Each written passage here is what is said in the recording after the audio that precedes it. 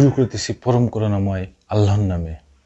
2024 সালের 5 আগস্ট যখন শেখ হাসিনা এই বাংলাদেশ থেকে পালিয়ে চলে গেল, তিনি তো তার দল সাথে করে নিয়ে গেছেন, তিনি তার নেতাকর্মী সবাইকে সাথে করে নিয়ে গেছেন। না বন্ধুরা, একটা জিনিস বুঝে দেখেন, তিনি কাউকে সাথে নেন নাই, শুধুমাত্র তার বোনকে সাথে নিয়ে বাংলাদেশ থেকে চলে গেছেন। তার প্রাণের দল, তার প্রিয় দল, তার প্রাণের এই দেশ, তার প্রাণের এই জনগণ, তার প্রাণের এই নেতাকর্মী, কাউকে তিনি সাথে নেন নাই। তিনি এতটা বেঈমান প্রজাতির যে তিনি একা তার বোনকে সাথে নিয়ে গেছেন। তার এই 15 বছর যে নেতাকর্মীরা তার সাথে জীবন উৎসর্গ করে যে দল করেছেন, তাদের কাউকে তিনি সাথে নেন নাই। সেই 71 থেকে এই 2024 সাল পর্যন্ত কত সিনিয়র নেতারা শেখ হাসিনার সাথে রাজনীতি করে আসতেছেন, তাদেরও তিনি সাথে নেন নাই। তারাও এখন বিপদে, আর কর্মীরা তারা তো বিপদে আছেই। আর প্রথম সারির সব নেতারাই তো তার সাথে এই বাংলাদেশ ছেড়ে পালিয়ে চলে গেছেন, যে যেভাবে পেরেছেন বর্ডার দিয়ে পালিয়ে চলে গেছেন।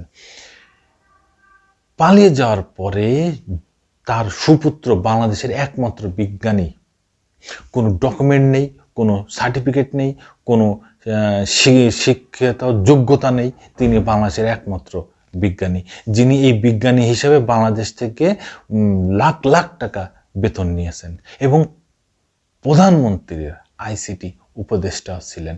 সেই হিসাবেও তিনি বাংলাদেশ গভর্নমেন্টের সরকারের সব রকম সুবিধা তিনি নিয়ে গেছেন। সেই জয় বলতেছেন, দেশনেত্রী বেগম খালেদা জিয়াকে এইভাবে আটক রাখা ঠিক হয়নি, এইভাবে জেল দেওয়া ঠিক হয়নি। ভূতের মুখে রাম রাম। এখন আপনারা বিপদে পড়েছেন, এখন আপনাদের কত রকম ফুল ঝরিয়ে উঠবে, কত রকম কথা উঠবে, কিন্তু যখন খালেদা জিয়াকে 10 বছরের সাজা দেওয়া হলো, কোথায় ছিলেন আপনি? যখন খালেদা জিয়ার নামে শশা মামলা দেওয়া হয়েছিল, কোথায় ছিলেন আপনি? কোথায় ছিল আপনার দল? কোথায় ছিল আপনার মা? আপনি কোথায় ছিলেন? আপনি তো এখনো কোথায় আছেন? সেই আমেরিকায় বসে থেকে, বাংলাদেশটা ধ্বংস করে সেই আমেরিকায় বসে থেকে আপনি এখনো সেই কথার ফুলঝুরি চড়াচ্ছেন। আবার কি বাংলাদেশের মানুষের কাছে ফিরে এসে আবার নতুনভাবে ষড়যন্ত্র শুরু চিন্তা ভাবনা করতেছেন? এইভাবেই বলতেছে বাংলার জনগণ, সোশ্যাল মিডিয়াগুলো। এখন আপনার বুঝ হইল, এখন আপনি বুঝতে পারছেন যে খালেদা জিয়াকে এটা করা ঠিক হয়নি। শুনেন, খালেদা জিয়া সাবেক 3 বারের প্রধানমন্ত্রী, একজন মুক্তিযোদ্ধার স্ত্রী, শহীদ রাষ্ট্রপতি জিয়াউর রহমানের স্ত্রী। তাকে আপনারা যে নির্মম নির্যাতন অপদস্থ করেছেন, বাংলাদেশে আর কোনো মানুষ এরকমভাবে নির্যাতিত হয়নি। সেই ব্যক্তি আজকে বাংলাদেশের নয়নের মণি, মধ্যমণি হয়ে 16 কোটি মানুষের চোখের মণি হয়ে বসে আছেন। আর আপনারা কোথায় দেখেন? আপনি সহ আপনার শেখ পরিবার তো পলাতক। আপনার মা, আমাদের বাংলাদেশে একটা সমাজ ব্যবস্থায় মেয়েদের বিয়ে হওয়ার পরে স্বামীর নামে পরিচিত হয়। আপনার মা শেখ হাসিনা আজ পর্যন্ত তিনি স্বামীর নামে পরিচিত হননি, তিনি তার বাবার নামেই পরিচিত হয়েছেন। তিনি তার বাবাকে সেই টানা 15 বছর বেঁচে খেয়েছেন এই বাংলাদেশের মানুষের কাছে, বারবার বেঁচে খেয়েছেন। সেই আপনার নানার কোটায় আপনার বাপ প্রধানমন্ত্রী হয়েছে। আপনি আপনার দাদার নামে একবার উল্লেখ করেন না। আপনি আপনার নানার নামেই এই বাংলাদেশে এই যে যুবরাজ হয়ে বসেছিলেন, জাতির মামা হয়ে বসেছিলেন। এ কি আপনাদের কি করুণ দশা এখন 2024 সালের 5 আগস্টের পরে? সব পালিয়ে চলে গেলেন, এই কর্মীদের রেখে বিপদের মুখে ফেলে পালিয়ে চলে গেলেন। সেই 1971 সালের পর থেকে যেই মানুষগুলো এই আওয়ামী লীগ করে আসতেছে, জীবন উৎসর্গ করে, তাদেরও বিপদের মুখে আপনারা ফেলে দিলেন। এই সেই প্রথম সারির নেতারা, তারাও এখন বিপদের মুখে, যারা মুক্তিযুদ্ধ করে এই দেশ স্বাধীন করেছে।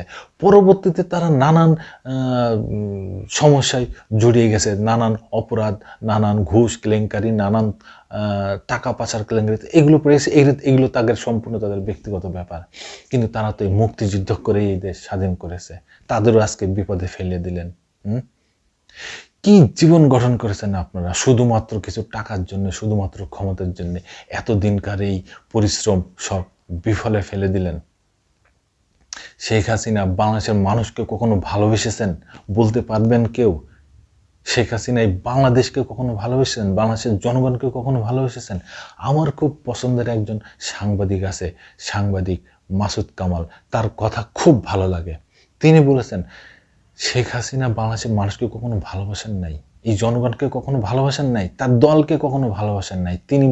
তিনি শুধু তার বাবার হত্যার প্রতিশোধ নিতেই বাংলাদেশে ছিলেন। প্রতিশোধ নেওয়া হয়ে গেছে, তিনি ফুটেছেন, তিনি চলে গেছেন। বরঞ্চ যাওয়ার সময় এই বাংলাদেশকে ফকির করে চলে গেছেন।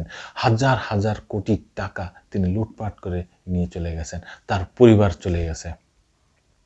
সামান্য এক রূপপুর পারমাণবিক প্রকল্প থেকেই যা বলা হচ্ছে যে এত টাকা নিয়ে গেছে, হায় রে কপাল! কি মানে কি কোন সরকার এই বাংলাদেশে বসেছিল? আপ টু বটম সবাই এই দুর্নীতির সাথে জড়িত।